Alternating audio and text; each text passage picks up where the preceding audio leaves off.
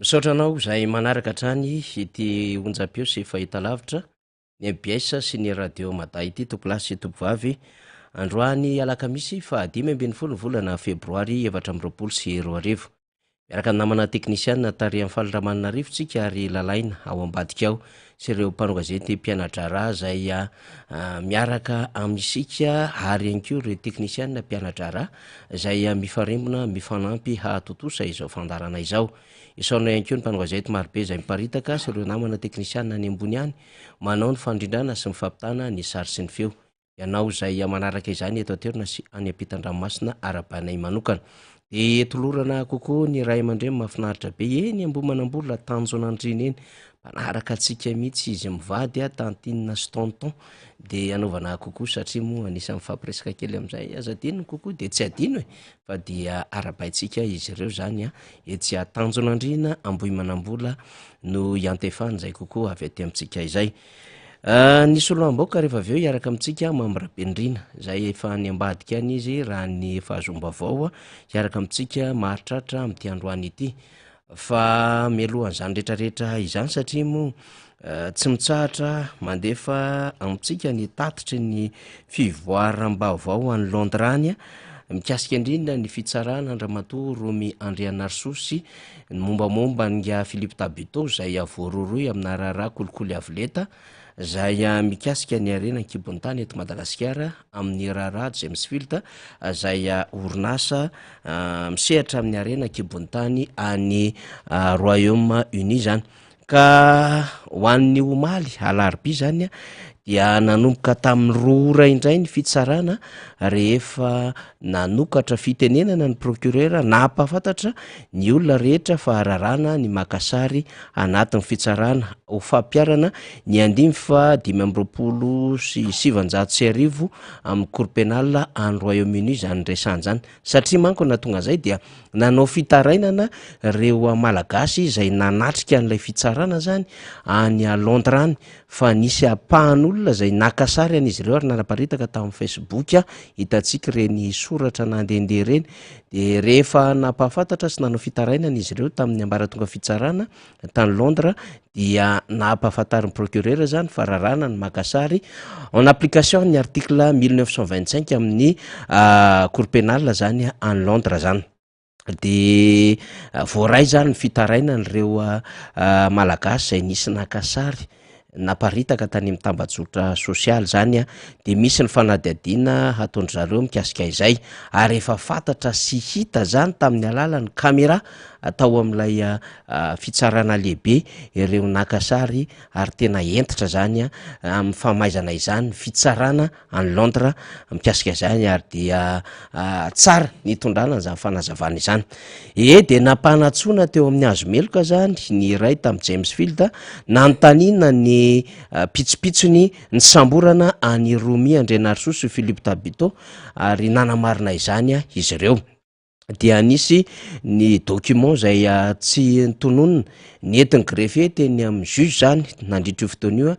nangataka ny mpisolo vava ny Romy Andrianarisosy ny iteny rehefa ny anahana teo moa zany nandritry ny fotoana vitsivitsy dia nangataka ary nampanatsoana i Romy sy ny avocat an'izany zay nametraka ny fanontaniana de nanontany ny cursus sy ny mombamomba ny ramatoa Romy Andrianarisosy zany mba ho fantatry ny teo nivon'ny fitsarana tany Londres zany hoe iza moa ty Romy Andrianarisosy ty zany tsy resantsika angamba ny am'izay ny amin'ny hoe mananjanaka telo izy nianatra tany Russie nandritry ny fotoana naharitra izy sy ny sisa fa tao anatin'izany ny adevitra zany misy zavatra tian'ny avocat hidirana ao anatin'izany de napetraka ihany koa zany amin'ny hoe mino ve anao hoy ny avokany fa mety nitondra vokatsoa any firenenao ny fahatongava ny orinasa James Field hiasa any Madagasikara de eny hoy ramatoa Romy Andrianarisosy nataoko daholo zay mety rehetra teo am-pelatanako hahazonry zareo ny contrat zay zany anisan'ny valiteny nataony Romy Andrenarsoa de nampiny koa ny amin'eo ho fanampiana ny fisondrotry ny araka-rena any Madagasikara ny fampidirana n'ilay société James Field zany ny ekeny zany fa anisany tena nanao négociation izy tao anatiny ty resaka James Field ity fa eo amin'ny resaka corruption zany mbola ny fitsarana mandray tanina zany de hita ihany moa zany ny amin'ny hoe misy ny opération de charme nataony ramatoa Romy Andrenarsoa ny amin'ny hoe eraky ny Afrika dia malaza manao asa soa James Field ary chance ho an'ny Afrika zany misy opération de charme kely zany plus makany amin'ilay James Field zany langaziny zany fa nisy fanontaniana napetraky ny avocat de zao ny amin'ny hoe démocratique ave Madagasikara dia namaly Romy Andrenarsoa ny amin'ny hoe Madagasikara ozy izy de est un pays démocratique de notapahany procureur zany fa zao ny verina nametraka fanontaniana tamin'ny Romy Andrenarsoa ndray ny avocat ny mpisolo vava aminy amin'ny hoe malala zao zavatra rehetra ataonao zao ve ny président anareo de zao valiteny nataony Romy Andrenarsoa eny miantso azy matetika aho milaza ny zava-misy zay zany ny tady-baovao ndray zany omaly après midi tany Londrany zay aloha ny azotsika resahana ndray zany mikasika an'iny samy mitsakotsako fa isika moa mahazo foana ny tady-baovao tany hoe ohatrohatrany ahoana ny déroulement ny procès tao satria azondraitra tsehany zany de hitantsika eo makaiza sy makaiza ndray ny toe an'ity raharaha ty fefa hitako ao ambadika eo ny député Mambrabendrina zay hiaraka amintsika eto amin'ity fandaharana ity lina foantsika isan'andro san'andro de miezaka ihany mitondra rak'izay hoentiko amintsika eo mba azotsika zany zay vaovao maro samihafa izay zava-dehibe de tena zava-dehibe mihitsy ny azotsika izany vaovao izany ary ny azotsika ihany koa ny amin'ny hoe inona no ambarany ramatoa Romy Andrenarsoa satria reny détail an-javatra resahany reny dia miconcerné an'le firenentsika Madagasikara zany ka raha miresaka filohan'ny Repoblika izy zay mahafantatra tsara ny zava-misy ary mifandray azy matetika de linitsika iny zany communication mandeha any ambadika an'izany raha miresaka izy fa tena nanao zay azoko natao azo ny James Field contrat de linitsika satria hoe tonga any amina resaka corruption mihitsy aza ave ny azony izany ary misy adevitra rebut misy adevitra $10,000 misy adevitra $300,000 ty raha ity de lina foantsika zany satria manasongadina hevi-baovao zany adevitra izany zay ny amin'iny fampidiram-baovao fotsiny zany fa mbola betsaka ny azo resahana satria mbola lavalava hoe ty procès ty de hitantsika eo ny déroulement zany na fizotrany rehefa mandeha satria manomboka miaino any Romy Andrenarsoa zany ny fitsarana ny Londres rehefa avy niaino lay audio lay feo zay piégeny Charles zay moa le Charles lay mpiasa ny NCA National Crime Agency zay ny piégé ny infiltration na alivany James Field rehefa nisy ny intention fikasana no corruption nataony izy menadara eto de mipiégena zany de nandritry ny fionana de nisy foana mifakana feo fa tsy napozony romo stabito le izy de reny zany nanaovana transcription nanaovana fampitanana ka ny fitsarana de noenona daholo le conversation zany fa mbola tsy miditra any am'le resaka échange numérique zany resaka hoe mail WhatsApp sy ny sisa mbola ho avy zany rehetrarehetra zany fa mbola andeha lavitra be ty resaka ty zany fa mamy antsika ny sombosombony-kely fotsiny satria maro amintsika no manaraka ny vaovao omaly ireo mpikambana fiarahamonim-pirenena dia nanao fanambarana mikasika indrindra ny fifidianana eto Madagasikara de manodidina ny 70 tanoany izy ireo no nanao izany fanambarana izany de ovakiko zany rehefa aveo fa andray ny solombavam-boaka Mambrabendrina aloha isika zay raha teo koa no hampidirantsika azy iaraba azytsika ahafahany miaraba mandray fitenenana aorin'izay dia ovakiko zany io fanambarana nataon'ireo fiarahamonim-pirenena misy 70 tena aloha tany de 70 de 50 fa 70 be zao izy ireo no nitambatra ary namaky izany fanambarana izany mialohan'izany de efa tonga de mandray avy antranontsika ny député voafitsy tetsy amin'ny district Ambohidratremo Mambrabendrina miarabanao Andriamatoa Solomamoka miaraba tsika rehetra tompoko miaraba faniry miaraba ny faly sy ny ekipa miara-miasa eto amin'ny MBS radio télévision, eo koa ny eny amin'ny radio Mata. Miaraba antsika rehetra mpanaraka ny fandaharana, indrindra miaraba ny mponina eo amin'ny distrikina Ambohidratrimo. Miaraba antsika mpiara-mikatroka rehetra ao anatin'ny antoko, ary manantitra ny fanehoana fifaliana tamin'ny fahafahana niaona tamin'ny farany herinandro iny teny amin'ny foibe-toeran'ny antoko teny amin'ny distrikina Ambohidratrimo, niaraka ny faly, ny fampiaraba noho ny taona vaovao, ny fampirarisoa ny amin'ny hoavy, ary niara naneho fahavononana amin'izany fiatrehana ny hoavy zany izay fantatsika fa mbola mafy ny asa miandry antsika amin'ny tanjona izay tratrarina amin'ny fitondrana ny anjara biriky amin'ny fampandrosoana an'ity firenena malalantsika ity, dia manantena fa nahafahantsika nahazo aina vaovao iny fotoana ny aonantsika iny ny eny anivon'ny commune moa dia efa manomboka mandeha ihany koa ny fotoana toy ireny, ary antenaitsika fa iona tsy ho ela isaky ny commune tsika atoato manomboka ato anatin'ny andro vitsivitsy manaraka. Taorina ny tany Ambohidratrimo foiben'ny antoko ho an'ny distrikina Ambohidratrimo dia nandray koa talata maty tamin'ny alahady teo efa miomana hoe ianao ny commune sasatsasany ho an'ny talata maty apetsaka ianareo koa nangataka an'izay kokoa zay de velona sy matanjaka ny antoko ao anatin'izany distrikina Ambohidratrimo zany, satria dia tsapa izany tamin'ny fahatongavana marobe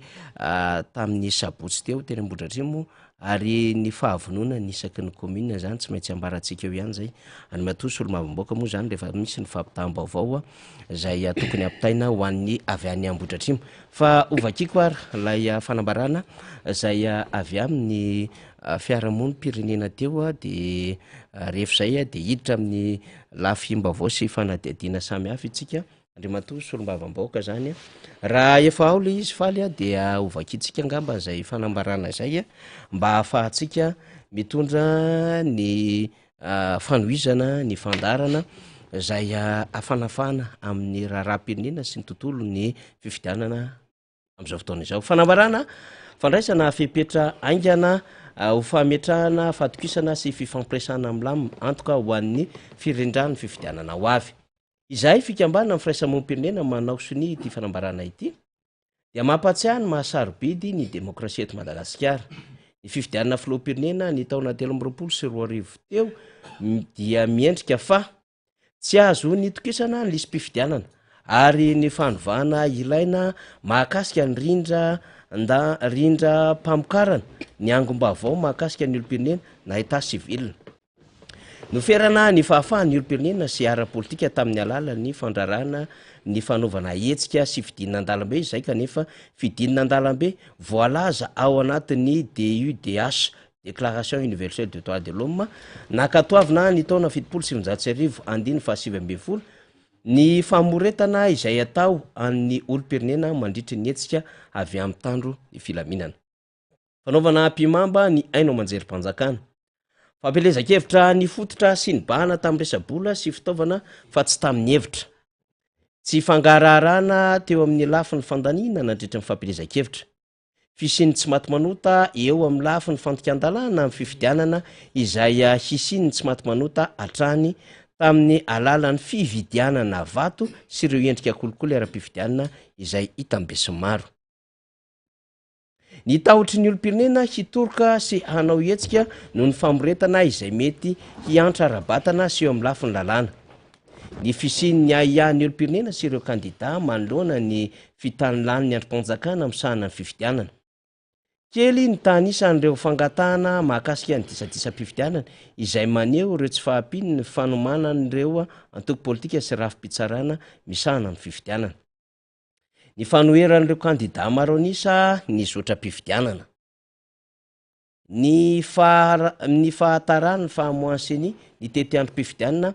mahakasika ny fifidianana be ny tanàna sy ny mpanolotsaina izay mampiseho ny tsy fanehoany ny fahaleovan-tenany. Tsy afa-manoatra ny olo-pirenena manoloana an'izay zava-misy efa tanteraka izay dia nisy ny fifidianana nototosaina izay tsy nanaraka ny fitsipika sy ny lamina amin'ny lafiny demokratika. Io fantikana ny lamina ara-pifidianana io dia midika fa misy vokany tokoa. hitombony tsy fahafaliany ny olom-pirenena zay mety hiseho amin'ny endrika tsy fantatra am'izao manakaiky fifidianana communaly municipaly ary sombamboka izao ary koa arak'ilay fanambarana ikambanina avy am'ireo fivondrona ny raisam-pirenena natao voalohan'ny volana desambra 2024 dia tsy mitsahatra izahay ny manolotra ireto hevitra ireto izay heverina fa ilaina maika tokoa tsipika voalohany an'izany heverina fa tolo-kevitra mena izy ireo izany de hoe fiverenana fijerena ny lalàna fehizolo arana fa 2024 tsipika ohatraohatra valo mifanaraka amin'ny fifidianana kabeany sy ny référendum logero indrindra singanina am'izany ireo mifandraika amin'ny fepetra ny fangararana eo amin'ny fandaniana ara-pifidianana tsipika faharo fanalalana sy fanomezana fahafahana ny toerana iombonana avy amin'ny alala fanafoanana ny lalàna numéro 60 tsipika aotra 20 ny 13 aogostra 17 mifandraika amin'ny famorin'olona sy fanaovana hetsika amin'ny toerana iombonana izay miova amin'ny didy itsy-volana numéro 12 tsipika aotra 17 ny 14 aogostra 17 ny fahamoana ny teteandrom-pifidianana mahakasika ny fifidianana lehibe ny faritra izay tsy aivina fa fepetra tsy maharitra ny fanendrena fahefana foibe ny fanendrenny fahefana foibe ny gouvernoura araka nyvoalaza ny andiny faharoa ny didy laharana fa 17 tsipika ACC bara D3 ny fitsarana avy momba lalam-panoloana mikasika ny didi-panjakana laharana 7 sy 2 tsipika 9 mikasika ny gouvernoura tsipika fahaefatra ny fanalalana ny fahafahana mampiasa ny aina manjery-panjakana ary fametrahana ny ANRCM mba ho arofanina amin'ny tsy fanajana ny foto-kevitra ny maro ny etika ny fitoviana sy ny tsy fitandrana mandritra ny fabilizan-kevitra tsipika fahadimy dia hoe lahara-pahamena ny fametrahana ny lalàna ny fahafahana misitraka ny vaovao ho an'ny rehetra ary ny fiarovana ireo mpiaro ny zon'olombelona sy ireo mpisintona lakilosy tsipika fahaenina sa faenina angamba izay de fampiarina ireo sosikevitra avy am'ireo asa fitsirehana sy fanaraha-maso ny firaisamom-pirenena sy antoko politika izay natao ambanjavatra hatreto tsipika fahafito fametrahana fifampiresahana ho fampitoniana ary tsipika fahavalo farany de hoe fandraisana andraikitra ny fitsarana manoloana ireo fantikana ara-pifidianana zany fantikana lalàna ara-pifidianana Antananarivo fa 14 volana febroary 2024 fitopolo be izao ireo firaisamom-pirenena zay nanao aniny fanambarana iny 7 ny action sans frontière ny ainga aide ny association Capricornus ny association C22 ny association collective des associations des femmes de Fianaratso association féminine Varanosy association ny Tody Tsimbazainy association Izara association Mamitaitasy association MMST association Taiz Madagasikara AVG Alliance Vorgas ngamba zany avitra RFF CCOC CED2 ny coalition nationale ny organisation société civile pour la pêche et l'économie bleue de 23 régions ny collectif OSC jeune COGEA consortium de jeunes Mahery Melaky consortium des jeunes Vonina CJV CPMITA sy ny krada Manja ny krada Ambilbe dinika sy rindra ny vehivavy DRV ny fafedy Thomasna ny farma ny fédération ny vehivavy Tatsapa mokatra marobe fa sombitsombony zany resantsika zany fa raha ovakitsika eto ty député Mambrabendrina aloha zany de lasa lavitra be mihitsy reo izy ireo nalefa mifaly ihany zany 7 be zao ary entitra sy masika amin'ny fanaraha-maso ny rindra ny fifidianana ho avy ny société civile député Mambrabendrina iny vakitsika iny ny société civile de hiverina ny solombavamboaka dia nametraka proposition de loi ho fanatsarana ny tontolo-pifidianana tamin'ny volana desambra tany hoany misy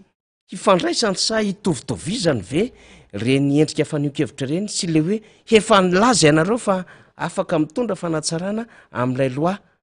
électorale 2018-008 zay amikasika indrindra ny fifidianana de misy teboka maromaro navotranareo tamin'izany eo anatin'ilay proposition de loi tsy mbola niainga izy mandraky ty ny androany inona ny azo ambara kasika izay ngamba aloha faniry ny tsara nomboana ny fanadiadiana amin'iny de ny tsy zany hoe tsy ahivontsika vetivety ny taona vitsivitsy farany zay nresantsika ombieny ny momba an'io hoe lalàna mahakasika ny fifidianana io tsy ahivontsika satria tsy voazao akory no nisy ny fitakina fanavaozana ny lalàna mahakasika ny fifidianana tsy vo tamin'iny taorinany fifidianana filoam-pirenena tsy nanjara araky ny tokony ho izy iny akory ny vo tonga saina ny rehetra fa vo nanomboka le manda farany teo iny zany hoe vita ny fifidianana taona 2014 de nandray fahefana ny mpitondra teo tamin'ny taona 2014 defa hitatsika fa tsy ampy ny fahamarina toerany fitondram-panjakana tamin'izany fotoana zany ary za moa teto amin'ny miara-manonja de niteny foana hoe arahan'ny avelon'ny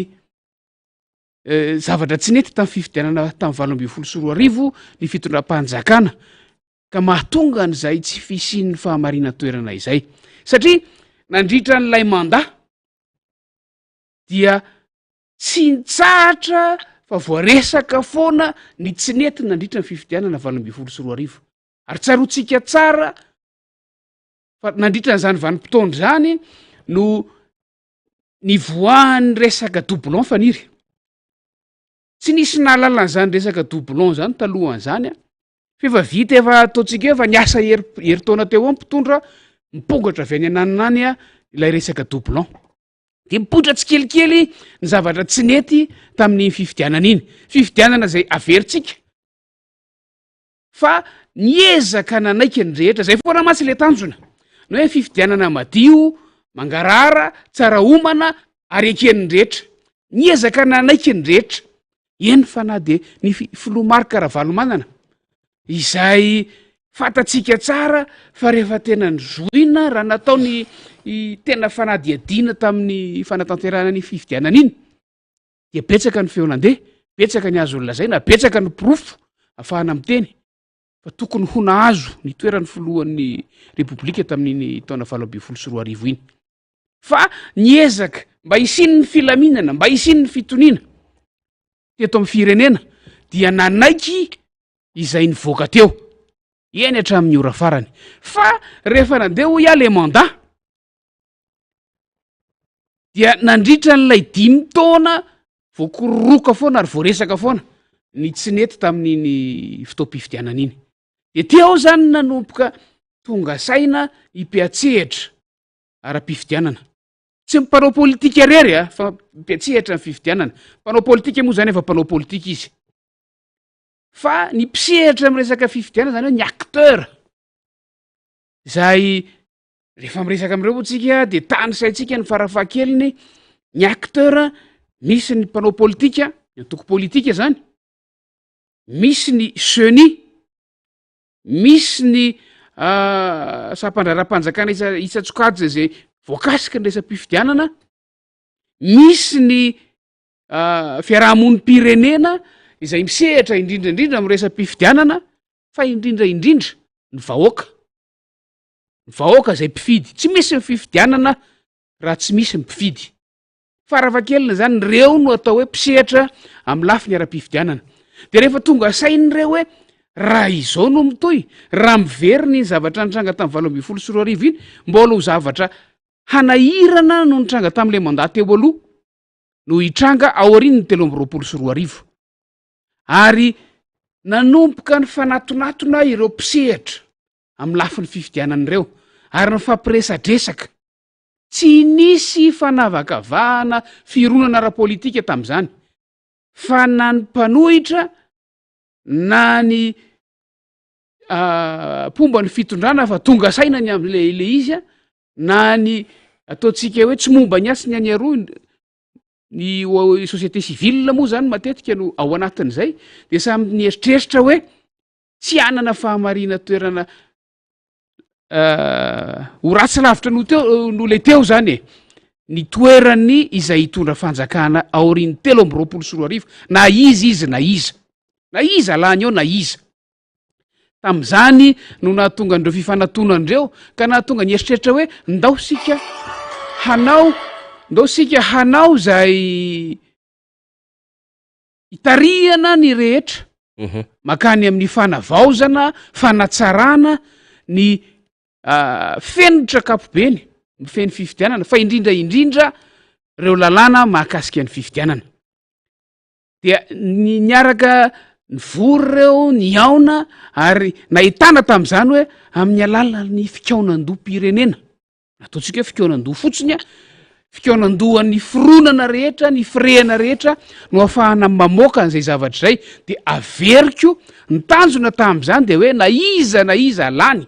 amin'ny taona 3 de mba lany ampitoniana tsy misy raorao afaka hiatrika ifampandrosoana ny firenena ampitoniana ary ampilaminana tanteraka tam'izany zany de efa tsinjo fa misy tsy hanaiky misy tsy iombo-kevitra ny am'izay mety ho valim-pifidianana ny am'izay mety ho fandehan'ny fifidianana raha ohatra tsy diovina zay moa le fomba fiteny hoe diovina ny tokotany fa raha tsy havaozina ny lalàna mahafeny fifidianana fomba fitenitsika ny atao hoe code électoral fa raha ny tena marina mbola tsy tena manana endrika an'izay code électoral zay ny lalàna am'feny fifidianana eto amintsika fa mbola misaratsaraka amina endrika lalàna isan-karazany teo zao tsika naseho atsika teo ny lalàna 8 aotraotra 8 izay mifeny fifidianana amin'ny akapobeny fifidianana filoham-pirenena sy ny référendum misy teo zay le atao hoe l'orgère fa zay ihany ny voalazan'iny lalàna iny fa tokony hoe fitambarany reny fehezan-dalàna moa fomba fitenitsika azy reny sy izay lalàna rehetra mahakasika amin'ny fifidianana eny hatramin'ny firafitra io seni io nasiana resaka tam'izany fotoana zany mba hananany an'le autonomie tena dedavina le indépendance am'le farany eny hatramin'ny fandraisana anjara ny HCC amin'ny fitantarana fifidianana de voaresaka tao anatin'izany zavatra no eritreretina izany fantatsika moa ny tantaranisy fa ny teo amin'ny mpitondra fanjakana tsy nety tena niditra lalina mihitsy tao anatin'izay fifampiresahany zay satria fatatsika ny antony mbola mety aminy sy eritreretiny hoe nahazony tokony hazony tombony ifisin'io lalàna sy reo andihan-dalàna isan-karazany reo izay azo lazaina hoe mampikorotana sy tsy hananany impisehatra fitokiana ireo itsony de tsy nisy ilay fikaonandoha ajantsika eo iny fa andeha am'izay ny fifidianana filoham-pirenena nitranga ary lay efa napoizina nitranga lay efa napoizina ary vao nandray fanapahan-kevitra momba ny candidature fotsiny ny HCC de efa tsy nitokiny rehetra tsony any de efa nanomboka lay hoe tsy eken'ny rehetra tsy nitokiny rehetra dia nanomboka teo zany a nitsangany iny ny collectif des candidats nanohitra ny zavatra tsy mety rehetrarehetra ra laza hoe tokony havaozina tokony ampanarahana toetrandro ny lalàna rehetra mahakasika ny fifidianana tsy hitateraka koa moa iny a nandeha anterisetra ny fifidianana mirahantsika mahita ny zava-misy am'izao fotoana zao fa rehefa tonga ny volana desambra rehefa nandray ny fahefana tamin'iny endriny iny zany mpitondra fanjakana am'izao fotoana zao dia ny ireo solom-bava-mbahoaka izay nitovy hevitra dia nanoratra tolo-dalàna tolo-dalàna izay niezahana namitinana tsy mbola le code électoral io a le code électoral mbola zavatra hafa mihitsy iny fa tolo-dalàna niezahana namitinana izay azo novaina tamin'ny alalan'ny amendement zay fahefan'ny solom-bava-mbahoaka zay fahefan'ny solom-bava-mbahoaka de io amendement io zany de nentina ho an'ilay loi organique 8 na lalàna fehizoro 8 aotraotra 8 nezahana fitinina tao ireo fanovana tiana nentina nezahana nentina tao mba ahafahana satria fa fantatra fa nahoelana hoaingana ho avy ny fifidianana manaraka fifidianana solombavam-bahoaka fifidianana be ny tanàna tam'zany de efa fantatra hoe fa laniny efa ho laniny fifimandahany be ny tanàna fa mba tsy hiverena an'le olana teo de izahay solombavam-bahoaka nitovy hevitra nitovy fijery de niezaka nandrafitra sy nanoratra tolo-dalàna napetraka teo anivon'ny anteny miram-pirenena voapetraka tamin'ny fahavalo ny volana desambra io talohan'ny investitura zany voapetraka tamin'ny fahavalo ny volana desambra io araka voalaza ny fitsipika anatiny mifeny anteny miram-pirenena moa de rehefa voapetraka eo amin'ny braomarsy ny anteny miram-pirenena io de alefan'ny braony anteny mira makany amin'ny gouvernemanta manana 3 andro anaovana ny fanamariana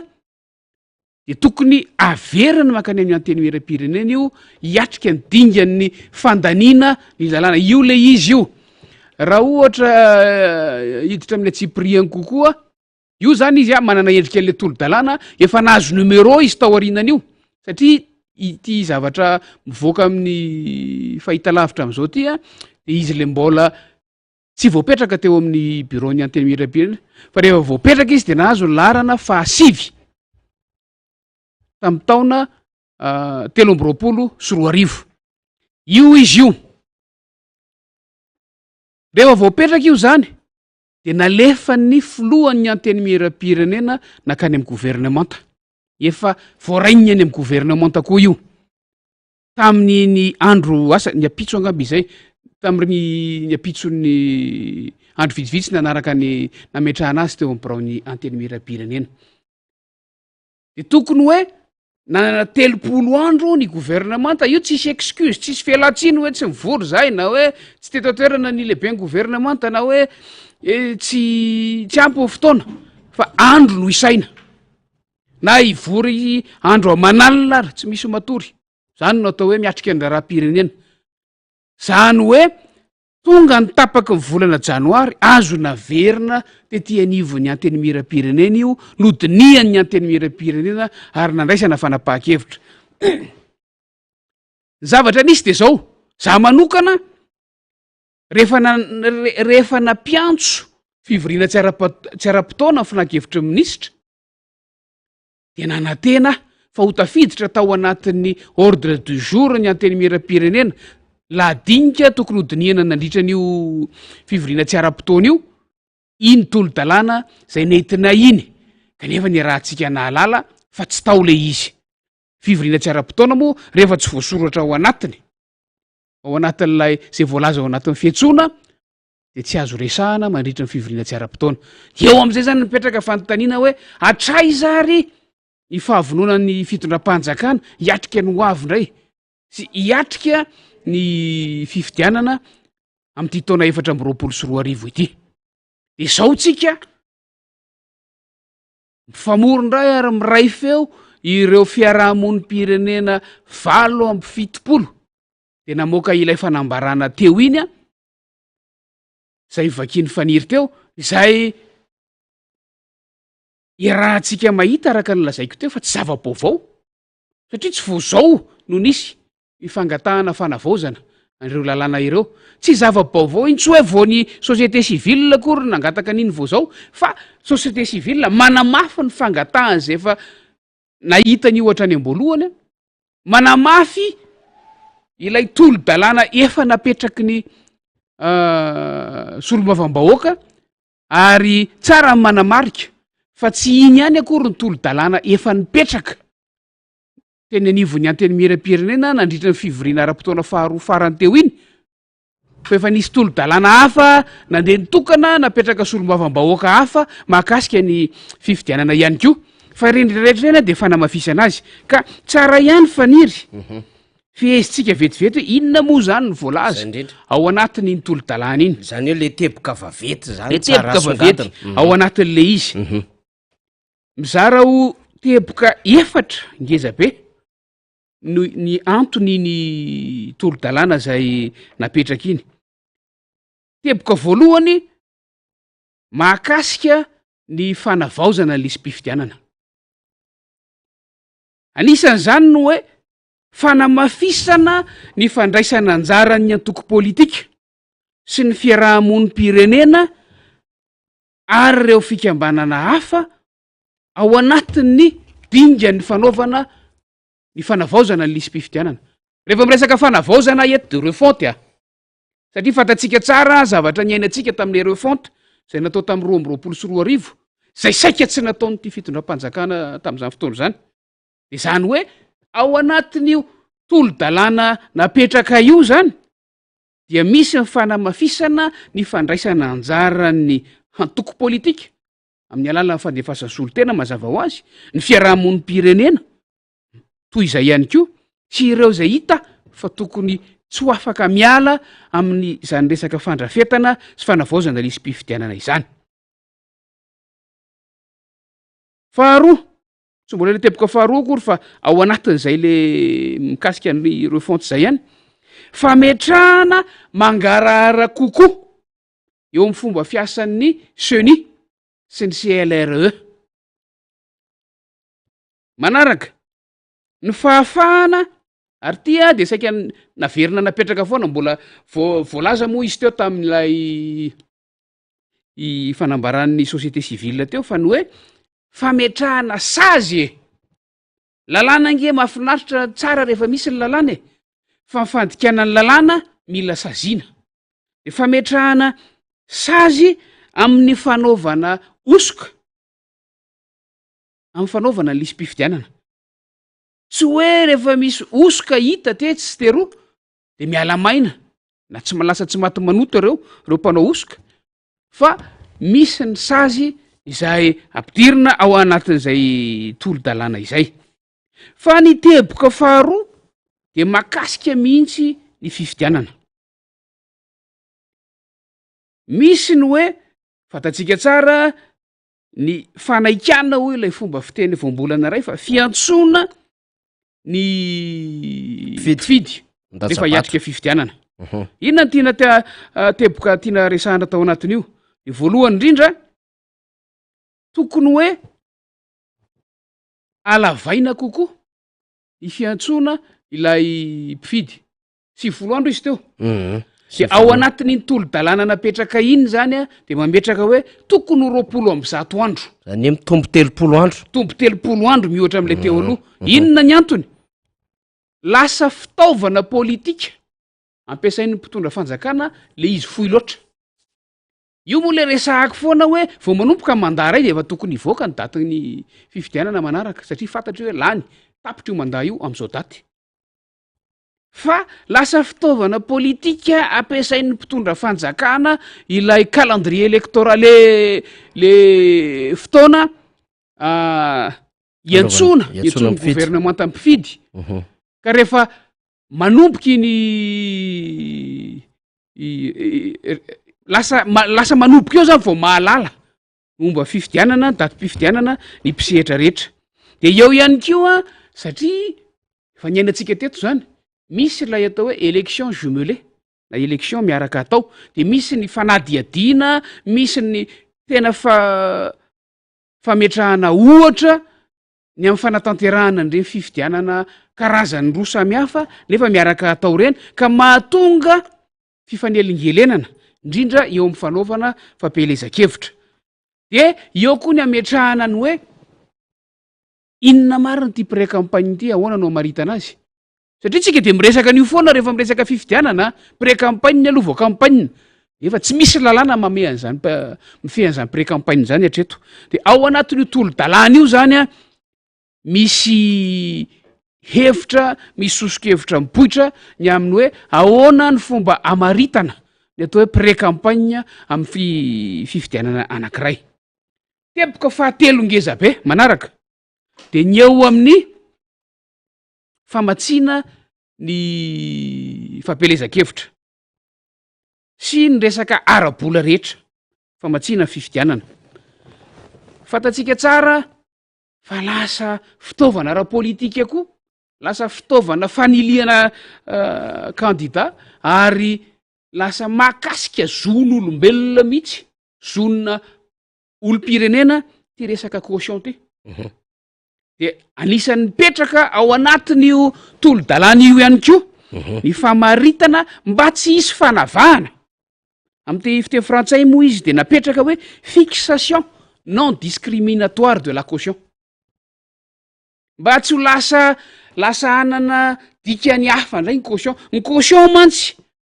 raha ny tena IFDB ny anganiny caution amin'ny fifidianana de atramin'ny isiany bulletin unique. Ny bulletin taloha tamin'izy mbola tsy bulletin unique bulletin multiple de ny candidat no miantoka ny azy tsirairay avy alefa any amin'ny intérieur taloha. De ny candidat manao zay atongavany any amin'ny bureau fandatsaham-bato rehetra any, fa rehefa hita hoe misy manana fahasarotana ny amin'ny fandefasana ny bulletin unique makany ny bulletin tsirairay makany amin'ny bureau fandatsaham-bato lavitra any de mba ampitovy ny chance ny candidat tsirairay de natao bulletin unique le izy, fa rehefa eo zany de tsy tam'le endrika taloha le bulletin samy manany azy de samy miantoka ny lany amin'ny bulletin ny tsirairay, fa rehefa bulletin unique izy de fanjakana ny miantoka ny lany, de zay ny entombohan'ity caution ty raha tadiditsika fa lasa mivadika zavatra fa le izy faniry taty aoriny, zay ny entombohan'ity resaka caution ty no hoe fandraisana anjara n'ilay candidat amin'ny fanotana ireo bulletin unique saram-panotana zany de avy eo amin'ny maha caution azy nisy fepetranapetraka hoe rehefa mahazo 10 isan-jato ireo zay candidat mahazo 10 isan-jato de averina io petraboly io caution io, de io zany apetraka ny balizy zay ngamba no nde ilazako azy, apetraka ny balizy mba tsy ho lasa fitaovana politika na fitaovana fanivanana dieny aloha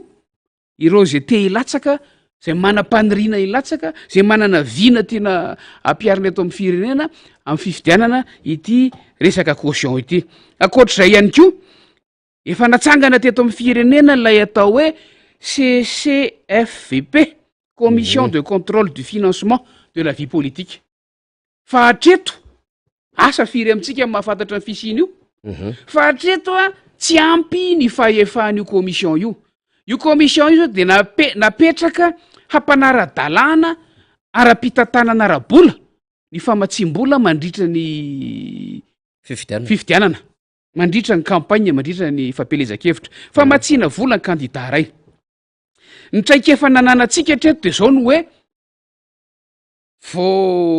voalaza ao anatin'io tsy maintsy hananany candidat tsirairay mpitahiry vola sy compte ary fomba fitantanana compte de mitatitra makany amin'ny commission io, tsy maintsy alefa any amin'ny commission io ny tatitra ara-bola sy ny fandaniana rehetra sy ny fampidiram-bola isaky ny candidat, fa hatreto tsy manana fahefana akoatry ny hoe mandray an'ireny tatitra reny io commission io. Mampalahelo aza de raha misy candidat tsy mandefa le tatitra de tsy misy azo le commission atao, fa de zay zany hoy fiteniny ankizy, tsy mahazo alay tsy mandefa le tatitra ilay candidat, de misy fandikan-dalàna ireo rehetrarehetra ireo rehefa tsy arahana, ny dikan'izay mila apetraka koa ny sazy ny fanandrify am'izay fandikan-dalàna izay. Ny teboka fahaefatra lehibe akoatr'izay de ny eo amin'ny fifanolanana na ny contentieux électoral, mila fanavaozana ny faharetan'ny fotoana fahafahana manatanteraka an'io fitaraina, zany hoe ny fitarainana ny fitoriana alohan'ny voahan'ny tena valim-pifidianana farany. Mila tilenresahako teo ny fahefan'ny HCC manomboka any amin'ny resaka candidature mihitsy rehefa misy ny fitarainana, manomboka any amin'ny resaka candidature mihitsy ka hatrany amin'ny fitsarana ara-pifidianana, hatraizany fahefan'ny HCC ao anatin'ilay izy mba tsy lasa takonana fotsiny ao anatin'ilay hoe didy tsy azo ivalozana ny resaka rehefa misy ny fifanolanana eo amin'ny resaka candidature sy ny eo amin'ny resaka valim-pifidianana, ary ny hoe ny citoyen tsirairay zay voasoratra anarana, ny olom-pirenena voasoratra anarana ao anaty lisy-pifidianana de tokony afaka na hoe mananjo hanao rekoro na hitory eo anivony zany raha fipitsarana mifehy ny fifidianana zany. Reo le teboka efatra faniry raha fehezitsika zany reo de ny anatsarana ny fomba fiasa fanomanana fifidianana mba tsy isylay hoe tsy eken'ny rehetra tsony ny fifidianana fa averiko fa fifidianana n'lay filoampirenena teo tsy ny eken'ny rehetra fa mbola napetraka ihany a ary mbola nakafahefana ihany mba isiny mangarahara kokoa eo amin'ny fitantanana zany fifidianana zany mba isin'ny sazy fa hatreto a zay manao ny tsy mety de tsy voasazy tsy maty manota iany fa na ny fitondram-panjakana azy efa manao ny tsy mety agny fitondram-panjakana tamin'ny tsy fanajana ny didim-pitsara-pifidianana tamin'ny taona 8 na tonga ny komuna maro tsy manana be ny tanàna tsy mpanolontsaina nanitra ny mandara manontolo iny efa fandikana lalàna sy didim-pitsarany zany voalaza tao ihany ko ilay autonomie na indépendance na fahaleovantena leseni anisan'ny voaresaka teo zany a indrindra eo amin'ny famaritana ny calendrier électoral atom-pifidianana satria atreto lazaina fa indépendance seni lazaina fa seni vao miara manokana am'sahana fifidianana kanefa na de famaritana datom-pifidianana ary tsy anana fahefana sosikevitra no andraikiny manao sosikevitra fa mbola ny gouvernemanta izay an'ny mpanao politika no manao fanapaha-kevitra ny rahantsika nalala nanao sosikevitra zao ny seni tamin'ny zoma teo samy miandritsika satria mbola tsy ny seni tompony teny farany zany hoe tsy mbola mahaleo tena ilay seni zany rehetrarehetra zany a lazaina ao an resahana ao anatin'io tolo-dalàna izay eritreretantsika fa hanatsarana ny fifidianana io ary zay no mahatonga ny rehetra anisan'zany ireo organisation des sociétés civiles 75 reo izay miantso sy manamafy an'ireo fangatahana rehetrarehetra reo ka raha ohatra vonina ny fitondram-panjakana averiny eo anivon'ny anteny miera-pirenena ny tolo-dalàna iny na rapitso aza satria tokony efa vita ny fempotona afahana nanao observation averiny eo anivon'ny anteny miera-pirenena iny na rapitso aza hoy de diniana ao anatin'ny farafaela ny 12 andro indray naovana session extraordinaire de azo ampiarina amin'ny fifidianana manaraka ary mindrosika fa efa hanamaivana ny iny fikirakarana ny fifidianana zany ary ampitombo fifampitokisana eo amin'ny mpifidy mpisehatra ra-pifidianana ary mpikarakarana fifidianana ka tsy hananatsika olana be loatra itsony na de mbola tsy ampy ary reo mbola tsy ampy reo fa zay fotsiny ny hoe raha ohatra ka tena manana n'lay finiavana lay bonne volonté mpitondra fanjakana averiny aty aminay aty amin'ny anteny miera-pirenena miaraka am'izay observation any iny tolo-dalàna iny a de antsoina ny anteny miera-pirenena ivory a fa anatin'ny 10 andro iny raha ela de vita afaka miatrika fifidianantsika mbola tratra tsara zany raha malalaka be zany ao tsara le volonté politique misy mpanao politika député membre Rabenrina naneo hevitra momba ny endrika fandikan-dalàna sy andreo miteny hoe fandikan-dalàna teo nanondro fandikan-dalàna sy ity resaka fifidianana be ny tanàna zay mbola any amin'ny volana novambra ity venotsika aloha faneho-kevitra Andriamato Rakoto Andrendrina Fetson zay filohan'ny antoko roso ny démocratie sociale na ny RDS izy de naneo hevitra momba ny tontolo mpifidianana indrindra fifidianana communal zany sy resaka fandikan-dalàna zay de miverina indray tsika atao anaty mifandarana namana teknisianina tsy fanajana aloha ny lalam-panorenana ny ahita miariary zany ary pirofo mitohaka amin'ny tendany de mitazapotsiny ny fitsarana avo momba ny lalam-panorenana manoloana zany tsy fanajana ny lalam-panorenana zany ny faharoa misy katsikatso politika mipetraka mihitsy eo satria mety matahotra n'izao fitondrano zao fa tsy mbola vonina ny amin'izany fifidianana be ny tanàna zany satria eny amin'ny ivon'ny commune ny tena misy ny ataontsika hoe ny safidiny vahoaka amin'ny maha hoe fifidianana eny fotony an'izany fifidianana mera izany de manjary mampanaly izy hoe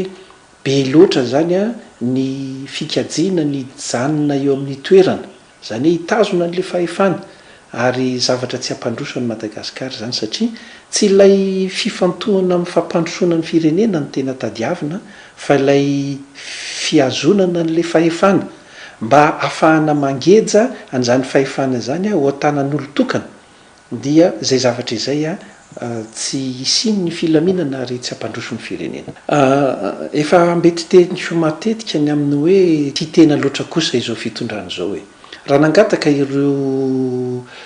vondron'ny mpilatsaka ho fidiana ho filoam-pirenena tamin'ny taona 3 tamin'ireny fifidianana zio filoam-pirenena reny amin'ny tokony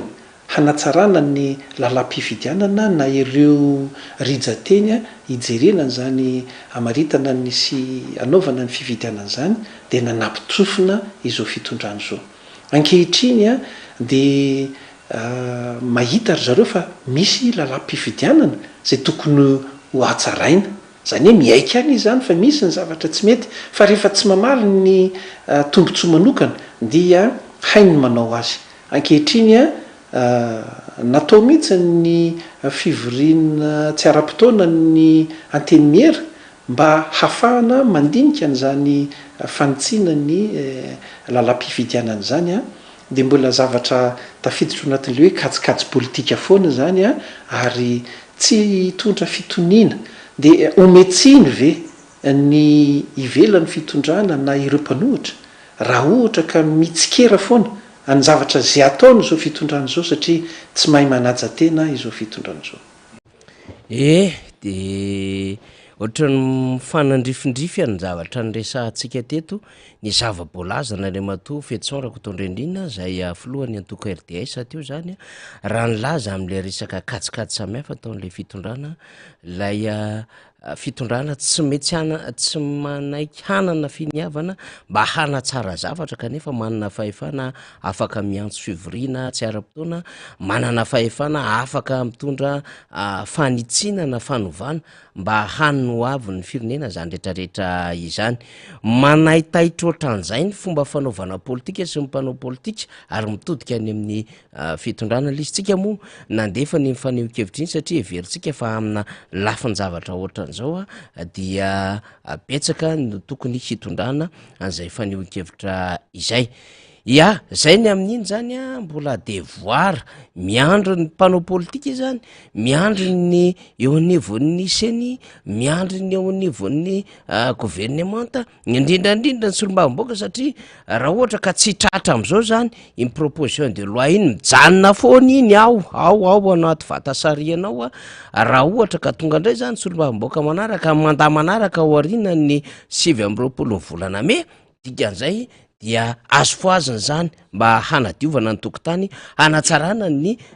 raha-pifidianana ho avy ho an'ny eto Madagasikara fandrina moa ny rehetra ny amin'ny hoe hahatsarana raha-pifidianana zany rehefa ratsy karakara manko ny raha-pifidianana dia hitantsika ny zava-misy maneran-tany ary zavatra ny ainana teto Madagasikara zany reny sombony nambara ny sombam-baoaka mambrabendrina tamintsika reny dia azo atao tsara mihitsy ny manatsara an'ireny inga solombavamboaka avy any Tomasina voalohany moa Roland Ratsiraka nisy fotoana ny teny hoe misy azo ahitsany ao anatin'ireo lalàna ireo ary tsy betsaka izany saingy manampitsofina hoy fetsorako tondrendrina ny fitondrana tsy te hiditra am'izay ary raha ohatra ka tsy mifanitsy am'le kajin'izy ireo dia tsy mandray an'izany ary tsy maka fanapaha-kevitra ny hanao izany ny eo anivony gouvernemanta tena mila fanadiovana be mihitsy ary mila fanatsarana be ny fomba fanaovana politika mba tsy hoan'izay fitiavatena izay fa tokony ho amin'ny tombontsoa iambonina ny vaoaka amin'ny akapiany zany rehetrarehetra izany miandry zany aloha tsika zany depute mambrabendrina ny am'izay fifidianana zay hoe rovina no ho valideny eo anivon'ny conseil des ministres ilay daty ary hamoaka n'lay décret na convocation des électeurs na fiatsona mifidy an-datsabato amin'ny daty voatondro ny eo anivon'ny gouvernemanta 90 andro moa nambarany lalàna izany zay 90 andro zay ho an'ny fanatsarana zay nataon'ireo solombavamboaka ny angaredina de hoe mba ho atao 20 andro zany hoe heverina fa efa bolana be zao zany no ahafahana maka an'izay convocation des électeurs zay mba iomanany rehetra izany ka aty tsy mora izy ty fa isika de naneo mifahavonoana mandrakariva hoe hiatrika ny fifidiana io ary tsy atahotra mihitsy satria fatatsika fa anisany ngeza be fomba ahafahana mamerina fanjakana tandalana ary mamerina ny fahaleovatena sy ny fahafaha Madagasikara ny fahafahana miditra ao anatin'izany antenimieram-pirenena izany sy ny fiatriany fifidianana communaly ivadika amina lafinjavatra fa isika député Mamerabendrina inona moa tytsika resahana zany de miresaka amin'ny akabeha indray zany ny fanjakana mandeha be ty adevitra ty itsika mbola miezaka mikaroka n'ilay vavao ny amina hoe mety hanatsahatra asitsika kely zany baraingo le mety hanatsahatra na hampiena mpiasa-panjakana manodidina ny 5 alina le fitondram-panjakana ezakitsika ny azo ny information officielle an'izany fa mandeha be moa zany le adevitra am'izao fotoan'izao ny tokony atao de hoe mampiditra ara mpiasa-panjakana arakaraka ny filana amin'ny akabeny ny solombavam-baoaka ny Madagasikara zay vao fitany amin'ny distrika ny Tsiombe moa raha matoa Masokolamalya de naneo fanehoan-kevitra momba ity adevitra zay mandeha any ambadika any ity ny azo moa zany de hoe tsy fahiteran-tany zany hoe fanjakana mampena ny karama mpiasa-panjakana zany sy hoe fanjakana izay mampiena nisa mpiasa-panjakana izany rehefa miena manko nisa mpiasa mpanjakana mety hoe ao anatin'ny fanadiovana isiny zay hoe fonctionnaire fantôme zay mety anatsara zany fa zao aza donona fa lay tontolo ny fitantanana ny raha-panjakana ihany ko de nametraka n'le karazana logiciel lehibe ahafahana mahafantatra zany ny tena isa mpiasa mpiasa-panjakana ary io ihany ko zay mety hoe fikaroana n'le fonctionnaire fantôme io de efa fomba fiasa hatram'izay zany mba ahafahana mampiena ihany ko lay volam-panjakana mivoaka zany satria rehefa fantatra hoe misy fonctionnaire fantôme dia miena zany ny volam-panjakana mivoaka am'izany zany fomba fiasa ary everina fa ara-dalàna tam'izay fanjakana mifandimby zany de ampiasa-panjakana matoto fa ny amina hoe haena mpiasa-panjakana mety amina lafin-javatra hafa sinsisa inona no mahatonga an'izany de somary sahirana ihantsika aprosiana azy amin'ny fanjakana zany aprisia ety anivony sehatra tsy miankina anao création d'emploi na hoe famoronana asa aprosiana azy amin'ny fitondram-panjakana zany mba hanao an'ireny karazana indostrie vavety ireny mba ahafahana mampitombo ny mpiasa izany ary aprosiana azy amin'ny fitondram-panjakana mba hisarika reo mpampiasa vola ho tonga eto Madagasikara ampitombo ny mpiasa ka raha ohatra ndraiky raha misy izay fandraisana fanapahan-kevitra zay hoe ampena na hoe hanaisotra eo asika zany mbola hijery ary ezaka ny anana ny version officielle zany adevitra zany de ozytsika hoe tena hampitombony tsy anasy zany ary hovesatra ho an'ny firenena indray izany fanapahan-kevitra raisina zay fa eto aloha zany tsika de tehitondra fanadihadiana kely ihany manoloana zany adevitra zany amina hoe ny mampandroso ny firenena iray de mifananana mpiasa-panjakana matanjaka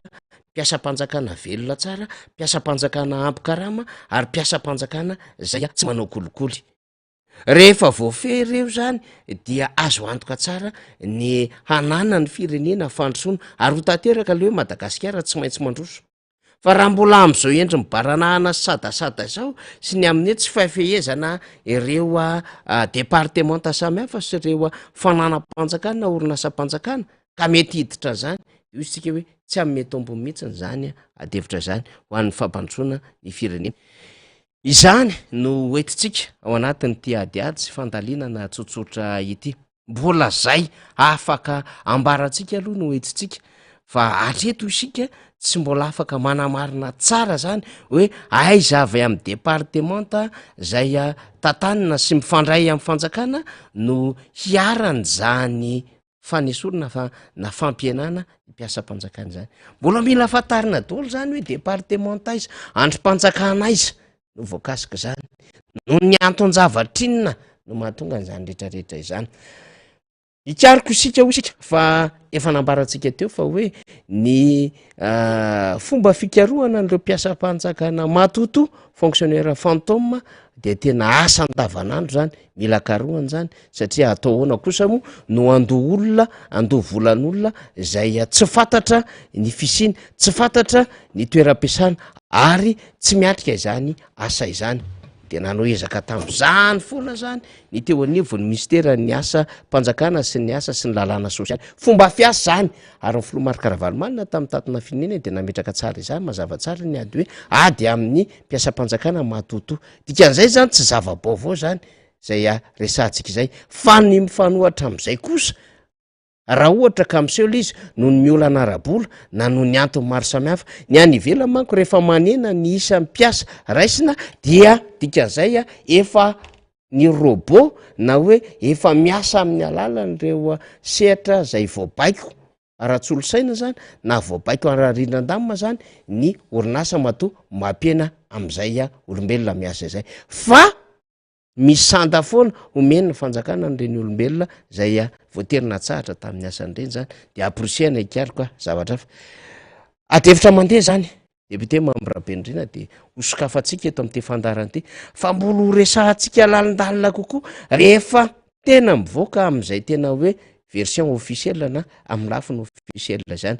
za moa raha misy mifanapaha-kevitra tsy maintsy raisina niovy mifilakevitra misy ny amin'ny hoe handray mpiasam-panjakana misy azao izy na hoe hanaisotra mpiasam-panjakana misy azao izy fa na izany naty zany tsy mahasakana atsika tsy hanao fanadiadiny zany satria mitary hedretra sahirana lay tontolony asa ho an'ny eto Madagasikara lay fanjakana zay manodina an'le asa mihitsy ny sahirana am'izao fotoan'izao ary fantatra azy fa tsy ampy mba tsy ilazany hoe tena tsy misy mivola miodiny ary tsy voaloha vola reo mpiara-miombina antoka mpiara-miasa amin'ny fanjakana sahirana zany am'izao fotoan'izao tsy fahampiny vola miodiny zany dia sahirana zany mikatso le tontolo ara-toekarena depute Mambrabendrina. Tonga de tonga ao an-tsaitsika avy hatrany rehefa miresaka nyty loha hevitra ray ty sika de lailazay faniry teo hoe fahaverezana asa avy hatrany zay izy teo zay tonga de jerentsika ihany keo tafiditra ao anatin'izay keo ny hoe inona no mahatonga n'lay filana hirona makany am'izay politika satria politika zany paikady zany misy paikady enjehanao misy objectif enjehanao de io ny paikady hita ny fitondram-panjakana fa mety am'le izy sehatra maro ny voakasika ao anatiny eo ny ara-pitantanandraram-panjakana eo ny ara-toekarena eo ny fahafahambividin'ny olona eo ny sehatra lay ataontsika hoe humain na lay mahakasika ny maha-olombelona ny resaka ny fisian'ny mpiasam-panjakana mahatototsika teo ny fiadina am'ireny de tafiditra ao anatin'ilay ezaka makany amin'ny bonne gouvernance na ny fanatsarana ny fitantanana ny raharam-panjakana amin'ny akapobeny fa tsy natao kosa hanatratrarana objectif anankiray makany amin'ny fampienana ny mivola mivoaka amin'ny fandoavana karamana mpiasam-panjakana ny zavatra tsy maintsy hitandremana de ny miezaka mandinika hoe samy hafa io fomba fiasa io politika io samy hafa amin'ny fandroahana izay hoe mety ho vokatry ny sazy mba tsy hitenenako hoe tonga am'ilay fomba fiteny hoe fanesorana amin'ny asa izay tsy araka ny tokony ho izy tsy aradrariny raha jerentsika ny lafi ny ara-toekarena de mafisina ny resaka teo hoe mifanohitra amin'ny filana noho ny zava-misy eto Madagasikara ny fampienana terovaimanta ny isan'ny mpiasam-panjakana filana asa aza atao amorona asa aza atao ary raha io ny asam-panjakana no sehatra ataontsika hoe mivantana indrindra ahafahan'ny fitondram-panjakana mampiasa ireo olona sahaza mahavita ny asa tokony andrasana aminy ny anatra no fanina de ny fanohitra am'izay ny zavatra atao dia toy ny maneo zany faniry hoe vao mainka mirona makany amin'ny fampienana fiemorana eo amin'ny fampandrosoana zay anisan'ny lazaina taditsika inge tao anatin'lay PGE lay fandaranasa fanatanterahana le programme de mise en œuvre amin'ny PGE fandaranasa fanatanterahana amin'ny politika panjakana miteboka voalohany tao nge resainy ty fitondram-panjakana ty andehanana rehefa avy eo samy hafa ny sehatra ny asa-panjakana sy ny tsy miankina ny fanjakana ary am'izay mahasamy hafa zay ho iateo hoe anana ny fanjakana fahefana misimisy kokoa ny fifehezana ny amin'ny fanatsarana sy ny azona vokatra amin'ny andrasan'ny fitondram-panjakana am'ireo mpiasam-panjakana ireo mba tsy ho lasa gaboraraka mba tsy ho lasa fandaniam-poana ao anatin'ilay tetibolam-panjakana fa rehefa nofanohitra am'izay no mitranga de eo le hoe milaza bobo zany ilay fitondram-panjakana hafa ny lazainy vavany hafa ny zavatra tanterahany ary manam-pirofo fa tsy marina ny fomba fijery rehetrarehetra zay teboka sy fototra iangiany ireny politika mpanjakana izay resahantsika fa imasoana sy matomatesan'ny fitondram-panjakana reny faniry ia araka ny nambaraka teo rehefa mahazo tena fanampim-baovao zay tena miresaka izany isika de tsy maintsy hoentitsika eto amin'ny fandarana ny antony mahatonga an'izany dia tena mahakasika fiainan'olona zany ary tsy mora niatrika an'izany depute Mambrabendrina fa tena ho tonga any amina explosion ngeza be zany raha sanatry ka ny tsy fantôme ny voalaza tamika ho fantôme ka miafinao ambadiky ny hoe fanadiovana lay mpiasam-panjakana matotono atao kanefa le mpiasam-panjakana tena manao ny asa ny misehatra ny asany amapolo taona tampoka no tatra ao anatin'izany mety eritreritra zay hanatsahatra na ampena mpiasam-panjakana 5,000 zany de zava-dozy zany ary goavambe zany satria tena eo amin'ny lafiny ara-tsosialy mimponina hanahirana fa eo amin'ny lafiny ihany koa fikirakirana ny asa mandrara-panjakana dia mbola anisany hiteraka fahavoazana lehibe de hitantsika eo fa tsy tsika raha miresaka an'izany akory tsy mampitahotra ny mpiasam-panjakana fa ny mpiasam-panjakana ihany koa tsy hoe mpiasam-panjakana de angina tsy hiteny fa mba manana ihany koa ny antom-pijoroana eo amin'ny fiainan'ny firenena rehefa misy zavatra zay tokony hambaraka tandrify ny zavatra ivelona zany fa tsy andrariny eo amin'izay tontolo ny asa sy fiainan'ny firenena amin'ny akabeany izay mba tsy hoe premier mai ihany no miteny ny mpiasam-panjakana fa tokony hiteny tsy mba hany io hevitra marina fa misy ny obligation samihafa any amin'izay toerana sy tandrify ny mpiasam-panjakana fa matetika manko de hoe eny matahotra ny affectation disciplinaire matahotra ny akatra kodisy matahotra so de ho tratrin'izay mety hoe antsodzay samihafa raha ohatra ka miseho amina resaka politika na fa nihokevitra fa fotoana zao raha sanatrin'izany ka tonga am'izany adevitra mafimafy zany miamin'ny fampianarana fa nesorina zany dia fotoana tokony ny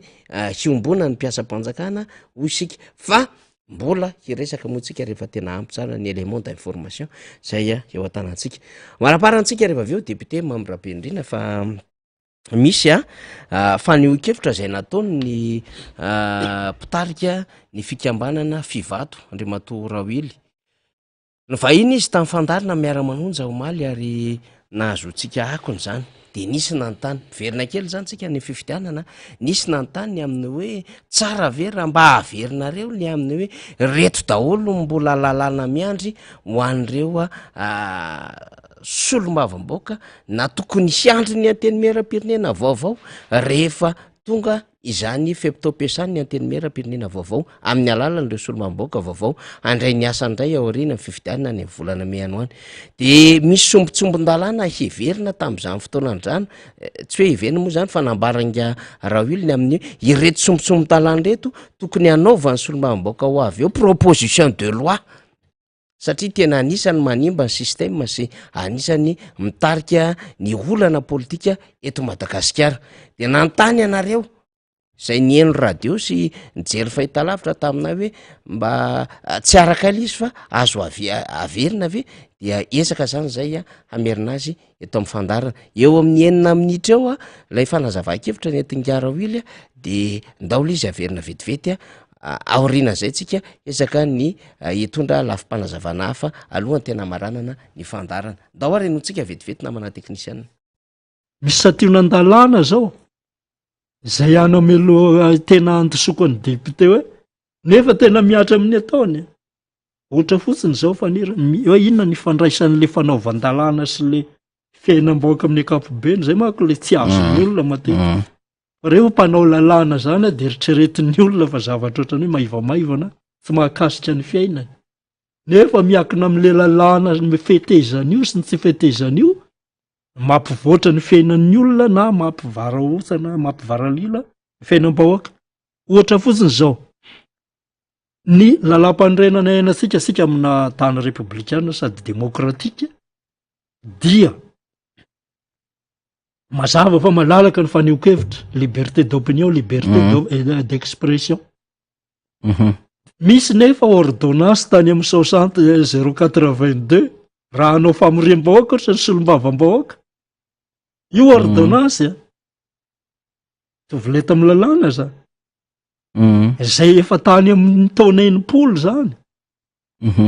Milaza hoe raha hamory vahoaka ianao de tokony milaza 48 heures mangata manao fangatahana 48 heures any amin'ny lehibe ny district na any amin'ny préfet. De miandro ny valiny fangatahany. Lalam-pandrenana efa manome lalana hamory vahoaka malalaka. Fa manaraka ny lalàna. Ka le lalàna tsy voaova ny mahatonga an'izay. De matetika ny député rehefa tonga le sakoroka mitarika olona. Fa rehefa milamina adinin-dralahy le manova an'io lalàna io. Inona ny tsy hanovana io le retsy? Le 60/082 io hoe ovaina fotsiny zao io hoe tsy mila ohatran'ny any France hitandrao ny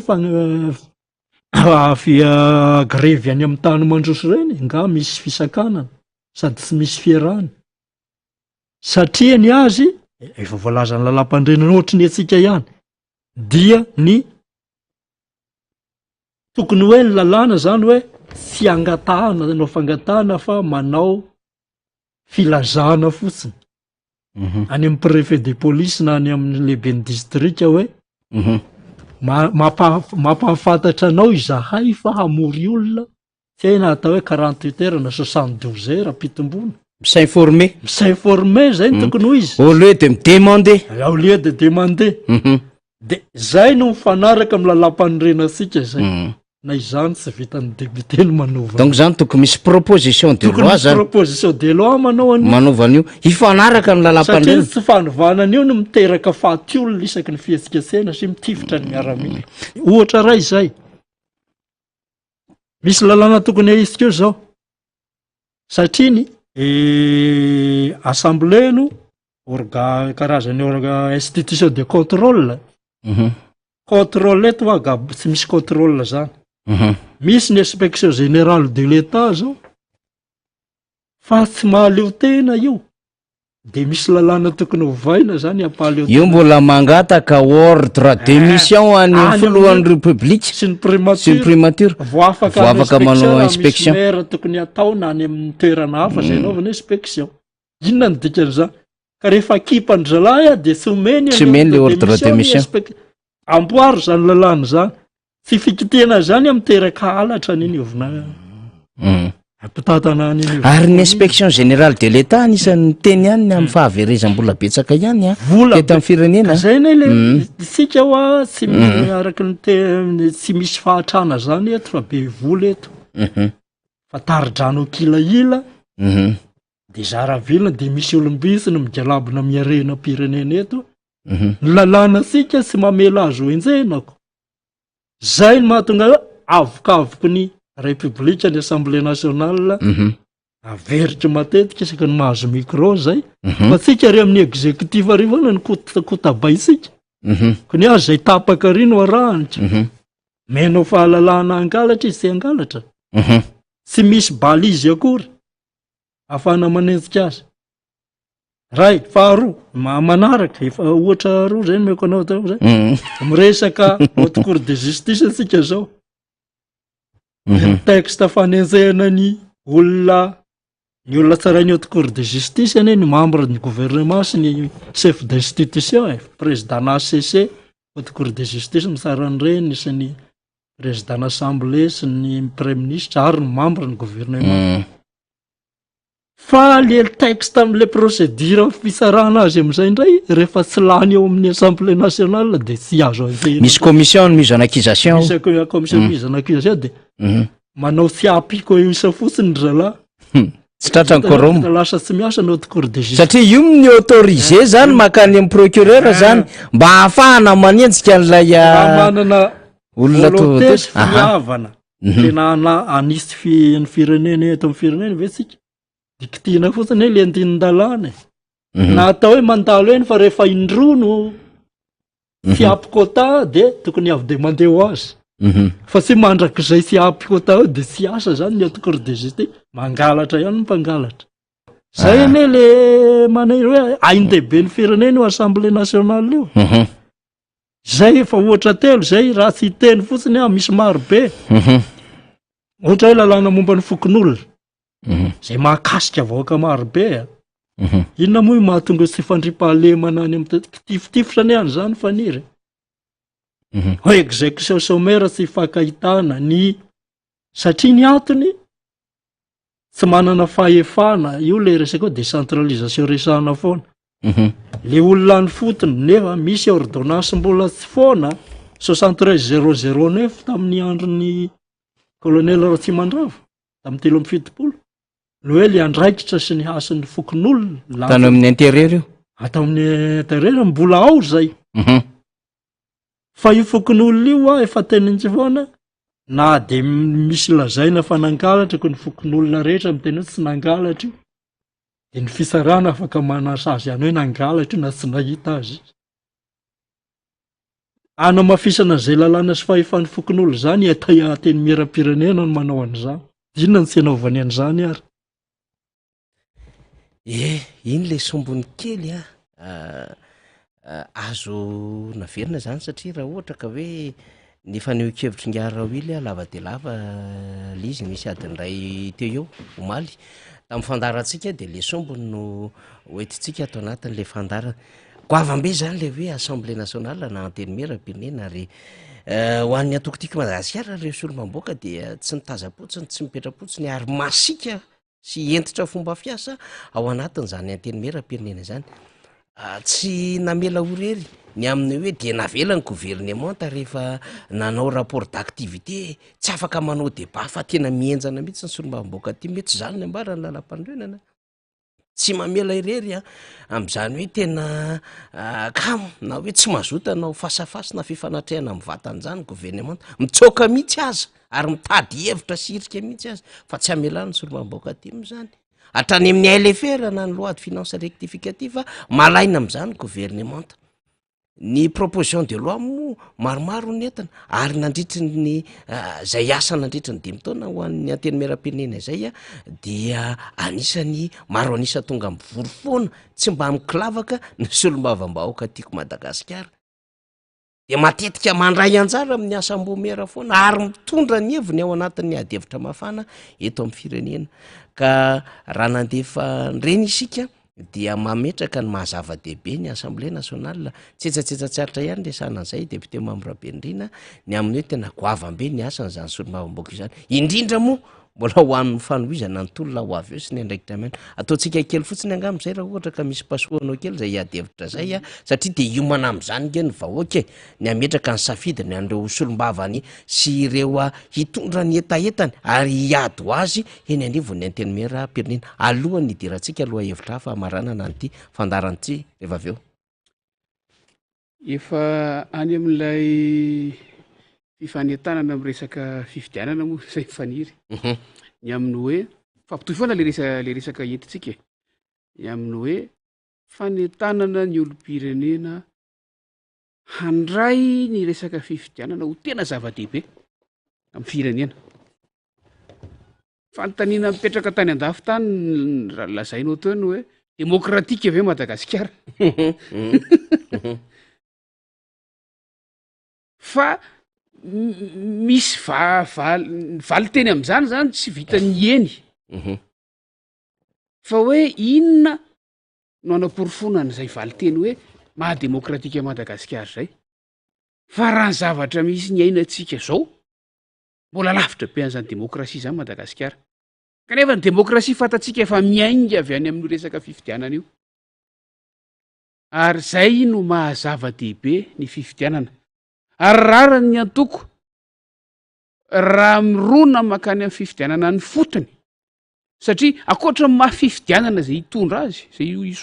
isorovava azy de fifidianana miainga avy ao anatiny olona hita miaramonina amin'ny isan'andro san'andro ao olona fantany olona azony fatarina raha mbola tsy fata mimeloha ary ny olona azony ifanatonana amin'ny fotoana mapety azy a mandritra ny fotoana fiasany zay mahazava-dehibe azy ary zay le tena endrika teratera nlay demokrasia faniry ka raha iresakytsika ny amin'ny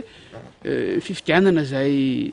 isolo tena ny vahoaka isolo vava vahoaka hitatana nyreny vondrom-paritra ana hitsinjara-pahefana ireny a tsy afaky ny anaokinanga mihitsy tsika ary zany natonga atsika nanentana foana hoe am'tindray mitorako ty tsika mandray anjara le iresaka animo moa tsika tapitra androany ny ralina zay indrindra tapitra androany ny révision annuelle zany hoe ny tokony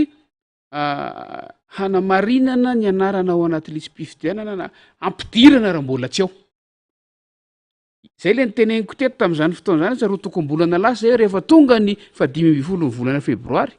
toromarika vaovao nomenantsika ary etotsika le mila mitandrana satria izay nampidirina nandritra ny fotoanan'le révision annuelle iny a ampidirina tanan'olombelona no ampiditra an'iny amin'ny ordinateur anao saisie eo zany lay mampifandiso ny resaka ny amin'ny hoe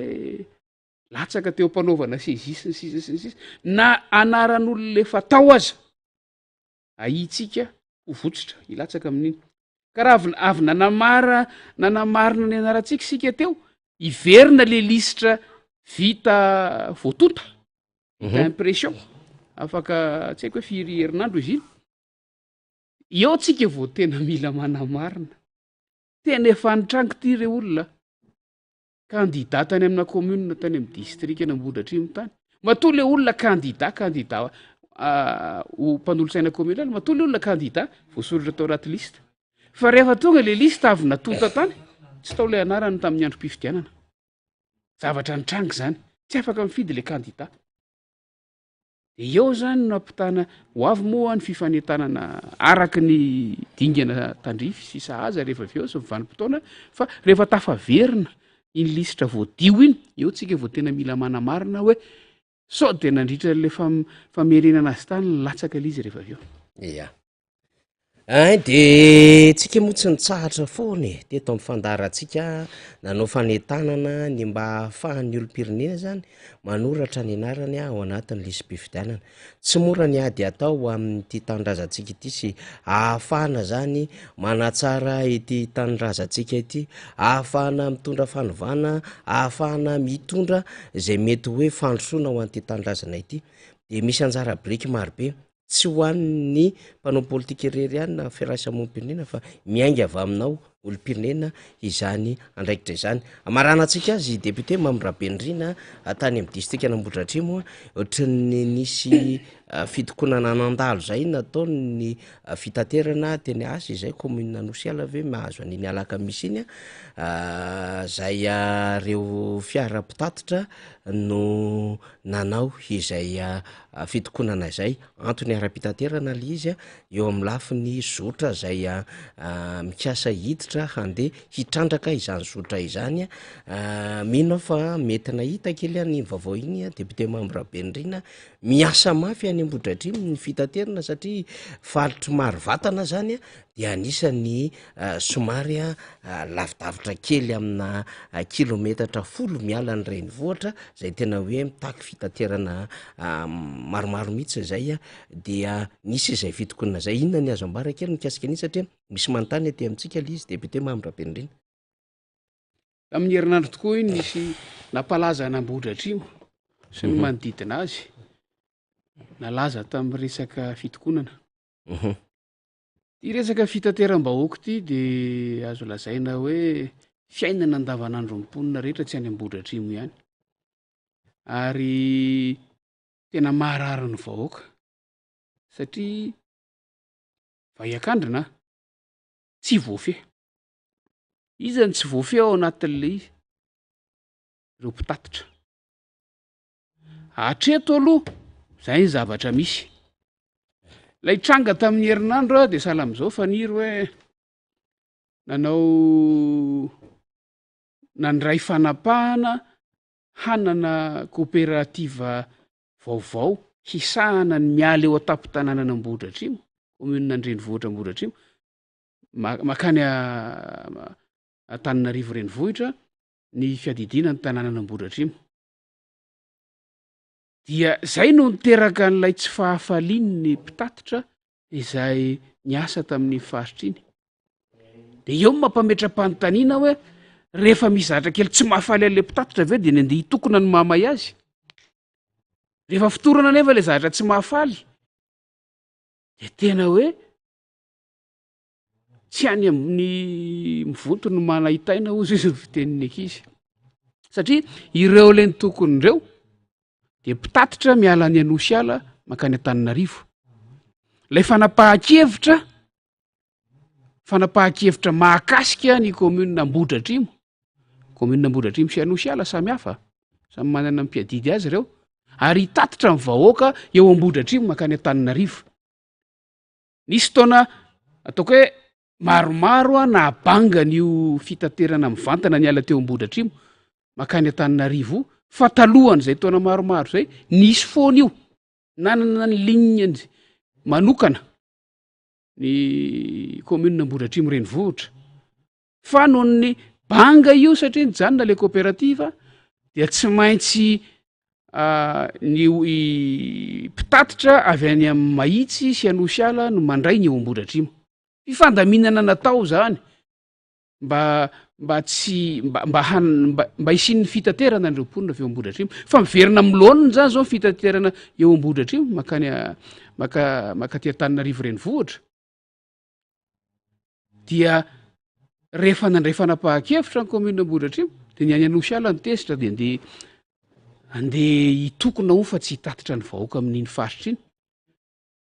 Tazako iny faniry ny vaovao iny, raha nahita iny vaovao tao tanàna iny, fa hitako koa ny commentaire betsaka tany anaty Facebook tany izay tena nanome tsiny ny mpitatitra. Nanome tsiny satria nahoana? Sady efa tsy mahafa-po ve lay prestation nandritra ny taona maro teo zay, mampifilafila no mbola rehefa mandray, rehefa misy ny fepetra entina hanatsarana sy hanomezana fahafa-po an'le vahoaka, de ianao indray no andeha anao fahadisoana, tena apetrako mihitsy hoe fahadisoana iny, andeha hitokony ery amoron-dalana ery. Marina fa any ambadimbadika any zao no mitokona, tsy maninona zany fa le antony mihitsy no tsy maharesy lahatra. Ny andavanandro ia mampifilafila, firifiry reo anjatony maro angereo fa nandritra ny taona maro mijaly ny olona, tsy misy milamina mandamina ny commune fa tsisy manaiky ny fandaminana ireo, mijanona any amin'izay tiany hijanonana, de miainga amin'ny fotoana tiany hiaingana, de mibahana ny arabe amin'izay fotoana hitiavany azy,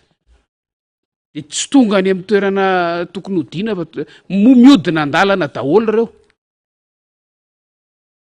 De rehefa tenenina amin'izany de tezitra voankeo maraina mihitsy faniry teo tampona Anosy ala teo, amina toerana tsy azo hijanonana sady anaty fiolahana, tsy misy arrêt bus fidirana ao amin'ny station Total fa anakenina angamba ny bus teo. Eo izy mamatratra olona satria lasa fahazaran-dratsy.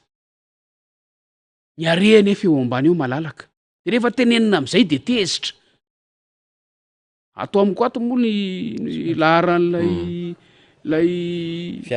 fiara tena nidrikina teo. Fa tiako apetraka fotsiny zay hoe misy fifanarahana, misy cahier des charges apetraka ny commune amin'io rehefa samy manaja an'io de milamina io, ary tsy zavatra tsy mahakasika anao ary no andeha amirona fitokonana ny elingelenina fiainam-bahoaka. Zay fotsiny ihany. Manentana ny atsika mpanjifa ihany koa, tsika mpampiasa an'ireny fitateran'ireny mba hitatitra ny zavatra misy, mba fa atsika miresaka zany mivantana eto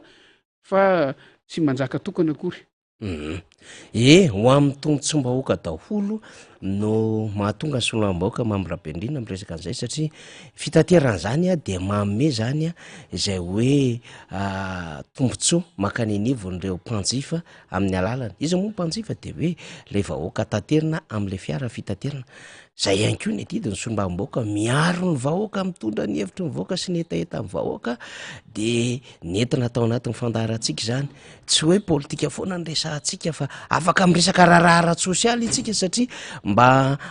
mitondra an'le feo sy le etaeta ho voaray an'le mpitatitra de tokony ny ana tsara ny asany lasa barana ambe zany le resaka fitaterana mihitsy ho an'ny eto Madagasikara. Ny fitaterana andreny voatra aloha zany de tena tsy hitatsony zay resana azy fa tena manao zay tiany ataony mihitsy mpitatitra fa de misy miezaka ihany mba manatsara manome an'le hoe servisy mba tokony ho voaray fa mbola betsaka tena tsy afenina maro be ny tena tsy mametraka n'le asa fitaterana ho maty anina ka tena manome fahafaham-po vahoaka sy manaja ny boky nandraikitra na ny cahier des charges manao an'le izy ohatra ny faralana asa fotsiny de tena ny lalàna de ny mpitatitra manao ny lalàna rehefa epetraka sy amorona are de andry zareo zay rehefa hanala olona mpandehanana de haindry zareo zany rehetrarehetra zany manahirana ny tony asa tony de mba tokony mba hoe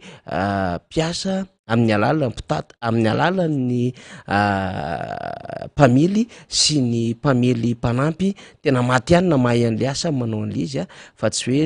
hoe zay rehetra tsy mahita asa de voatery anao chauffeur sy receveur dia le kalitao an'le asa tokony makany an'le service public mihitsy zay tokony mampiseho amin'ny fahatsarana makany avoaka no voatoatoena zany raha soa amin'ny voaka Nambohidratrimo tsika satria fantatra fa tena anisan'ny tena mila fitaterana mivoaka Nambohidratrimo de mirary soa azy ireo zany tsika ho an'ny miainga 67 makany ampangabe Ambohijanaka sy ny sisany ny aty Vasakosy mandeha makany mahitsy lavitra be any mahazo aty Anosy ala Ambohidratrimo sy ny rehetrarehetra aty ny aty Vasakosy 67 makany amin'iny vato rehetrarehetra iny dia mirary soa zany amin'iny aksa rehetrarehetra iny fanatsarana daholo moa zany ny atao de veritsika fa voarainy afatra fa mahakasika ny rehetra koa zay fa tsy Ambohidratrimo rery ihany eny ary deputé Mamy Rabendrina marantsika ara de misaotra indray mino fa adevitra fa sy adiady sy fandaliana na hafandray no etitsika ho amin'ny manaraka ary mety efa misy fivoaram-bavao maro be ho an'ny fiainan'ny firenena amin'izany alakamisina raha toka tahin'Andriamanitra ka mbola tavaverina eto amin'ity toerana ity indray hiaraka hanatotosa ny fandarana miara-manonja. Eny ary faly tafaraka tamintsika rehetra teto ary araka lazain'ny faniri teo de manantena ny mbola ifandray sy ifampitafa ifampizara vaovao iarahana mitondra ny anjara biriky eo amin'ny fijerena zay mahasoa an'ity firenena ity tsika mirary soa antsika rehetra manantena Iona Tsoela tompoko. De misaotra ny namana teknisiana Ombadika sy ny mpiara-miasa rehetra eto amin'ny MBS ny Radio Mata ianao zay nanaraka ity fandarana ity de ho an'ny rapitso indray de samy ho tahin'Andriamanitra sika menakava. Kasitraka tompoko. Iroma tompoko.